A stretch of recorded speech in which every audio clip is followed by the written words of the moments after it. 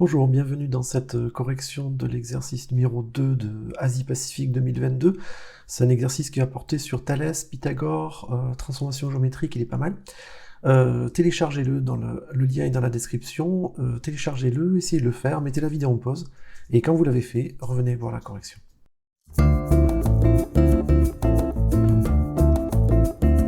C'est bon?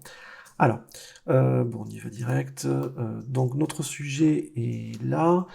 On nous donne une figure qui est assez standard. Quand je vois cette figure, moi je pense tout de suite à Thalès, hein, les deux triangles qui se croisent en forme papillon. Je pense aussi peut-être à Pythagore, puisque j'ai deux triangles, donc pourquoi pas.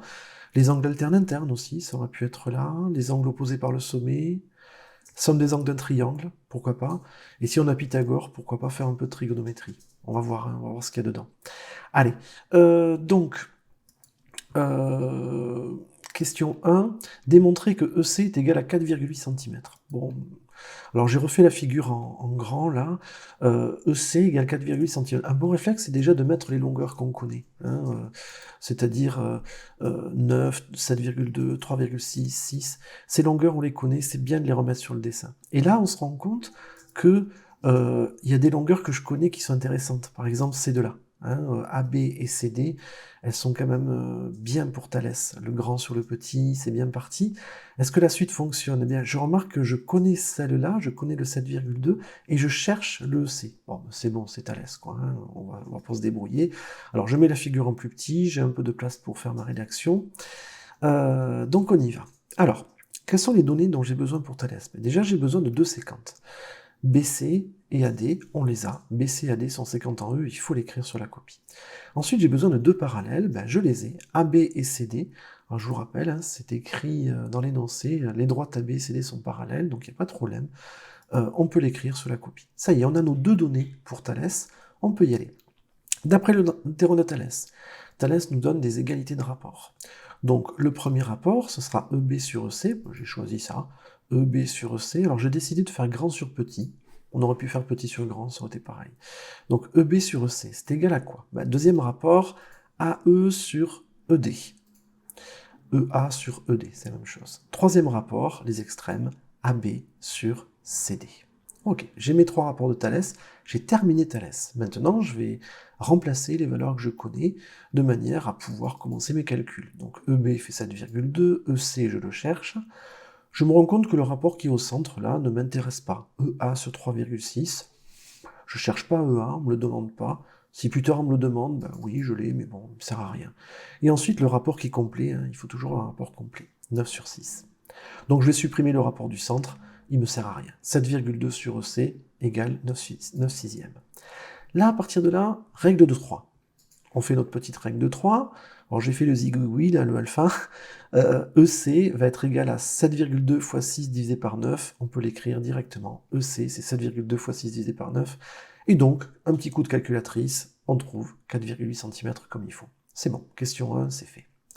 Allez, on s'intéresse à la question 2. Qu'est-ce qu'elle nous dit? Le triangle ECD est-il rectangle? Bon, j'ai pas beaucoup de façons de démontrer qu'un triangle est rectangle au collège. Hein. Soit je connais deux angles, je calcule le troisième, avec la somme des angles d'un triangle fait 180 degrés, mais là je connais aucun angle. Soit je peux faire de la géométrie de base, mais là j'ai rien comme information, j'ai que deux parallèles, soit la réciproque de Pythagore. Bon, là évidemment, la réciproque de Pythagore, on va voir ça de suite. Donc ce que je remarque, c'est qu'en fait, déjà cette donnée, je l'ai maintenant. Hein. EC fait 4,8 cm. Donc dans ce triangle, je connais les trois données, les trois côtés, donc réciproque de Pythagore de façon évidente. Alors, on va s'intéresser déjà au premier côté, le côté CD. Alors je l'ai mis en rouge ici. C'est celui qui sera sans doute l'hypoténuse, puisqu'en fait c'est le plus grand côté. Donc si jamais, quand je dis sans doute, ça veut dire que s'il est rectangle, c'est lui, l'hypoténuse, il n'y a pas le choix, puisque c'est le plus grand. Donc CD au carré, combien ça fait? Ça fait 6 au carré, donc on trouve 36. À part, maintenant je vais calculer ED au carré plus EC au carré. Alors ED au carré plus EC au carré sont ces deux-là. Mon but c'est de trouver 36 encore. Alors je remplace, ça fait 3,6 plus 4,8, le tout au carré bien sûr. Ce qui nous donne du 12,96 plus 23,04, et là, miracle, ça fait 36 aussi. Donc finalement, ce que j'ai démontré, c'est que CD au carré était égal à ED carré plus EC carré. Donc, CD au carré égale D carré plus C carré. Vous remarquez que jusque-là, je n'ai pas parlé de Pythagore. Hein. J'ai calculé CD au carré. Pourquoi? Faites-moi confiance. J'ai calculé ED au carré plus C au carré. Pourquoi? Faites-moi confiance. Et donc, j'en déduis que l'égalité est vraie. Et là, maintenant, comme cette égalité est vraie, d'après la réciproque du théorème de Pythagore, EDC, rectangle en E. D'accord? Donc, la rédaction de Pythagore est assez particulière. Hein. On fait d'abord des calculs apparemment sans lien avec l'exercice, on en déduit une égalité, et cette égalité, c'est l'égalité de Pythagore, et donc on peut conclure.